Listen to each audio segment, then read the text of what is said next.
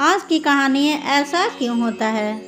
आज आरुषि के अश्रु रुकने का नाम ही नहीं ले रहे थे। 1 वर्ष के बाद वह अपने मायके के शहर गई थी। उसके पति इंजीनियर थे, इसलिए उसे अपने मायके और ससुराल के शहर से दूर बेंगलुरु में रहना पड़ता था।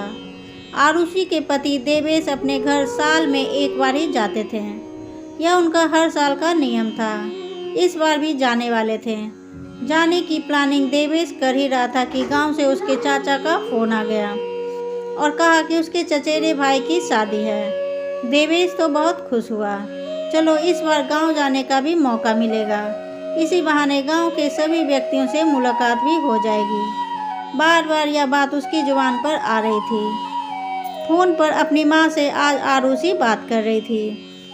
बातचीत करते करते अचानक पारुल की माँ ने कहा, बेटा साल भर से ज़्यादा हो गए तुम्हें देखे हुए, मन को कैसे समझाऊं। इस बार आई भी तो हमसे मिलने नहीं आ पाई।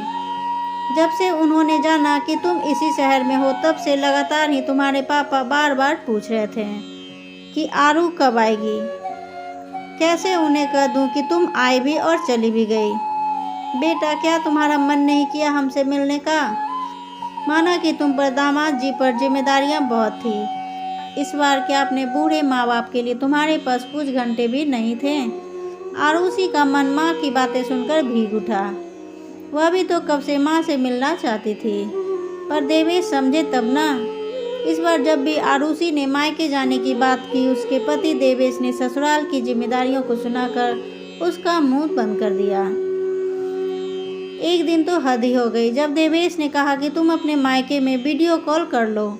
आजकल के समय में तो कितनी सारी सुविधाएं हैं। दूर बैठकर भी लोग दूर रहने के लिए विवश नहीं हैं। तुम्हारे मायके हम हर साल की तरह इस साल भी नहीं जा सकते हैं, क्योंकि मेरे घर में शादी है और तुम्हें बड़ी बहू होने का भी फर्ज निभाना है। आरुषि ने ससुराल में अपने सभी फर्ज को बखूबी निभाया, लेकिन इन सब के बीच जब वह अपने पति देवेश को अपने परिवार के साथ समय व्यतीत करते हुए देखती, उसका मन भी करता कि वह भी अपने माता पिता के साथ यूं ही उन खूबसूरत लम्हों को जिए जैसे उसके पति जी रहे थे अपने गांव में। उसे बार बार मायके की याद आती, हर बात में आती।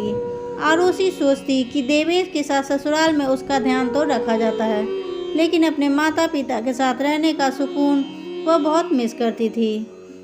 देवेश को तो फुर्सत ही नहीं थी आरुषि के साथ वहाँ पर समय बिताने की। वो तो गांव के लोगों के साथ ही उनके सुख दुख बांटने में लगा हुआ था। घर में शादी का माहौल था और हजारों काम भी होते हैं शादी वाले घर में। यही वजह थी देवेश को फुर्सत ही कहाँ थी वह आरुषि के दिल का हाल जान सके। देवेश जब अपने परिवार के साथ अपने माता पिता के साथ समय व्यतीत करता तो उसे क्या अनुभूति नहीं होती कि यह देखकर मुझे भी अपने माता पिता के साथ समय व्यतीत करने का मन होता होगा। क्या बहू हो जाने से बेटी होने की जिम्मेदारियां खत्म हो जाती है। मेरी माता पिता क्या चाहते थे, यही सिर्फ चाहते थे ना कि मैं उनसे मिलने आऊं, उनके साथ कुछ पल बिताऊं। क्या इतना भी हम बेटी क्या शादी के बाद अपने मायके पर अधिकार नहीं होता कि हम अपने माता पिता के मन को रख सके।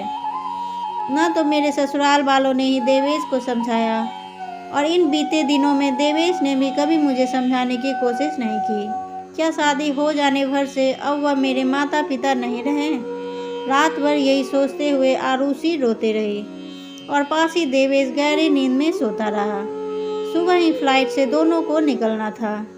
मायके के शहर में रहते हुए भी आरुषि अपने मायके ना जा सकी। इसका दर्द लेकर अपने पति के साथ लौट तो आई, लेकिन वह यही सोचती रही कि हम औरतों के साथ ही ऐसा क्यों होता है कि सिर्फ अपने ससुराल के प्रति अपने फर्ज को ही निभाने में हमारे पति हमारा साथ देते हैं। क्या अपने माता पिता और मायके के प्रति हमारा कोई फर्ज नहीं है। उसे सिर्फ मुझे अकेले ही निभाना होगा, उसमें मेरे पति का साथ मुझे नहीं मिलेगा। दोस्तों मेरी कहानी आपको पसंद आ रही है तो इसे लाइक करें, शेयर करें, सब्सक्राइब करें, कमेंट कर बताएं ये वीडियो आपको कैसी लगी। तब तक के लिए थैंक्स फॉर वॉचिंग।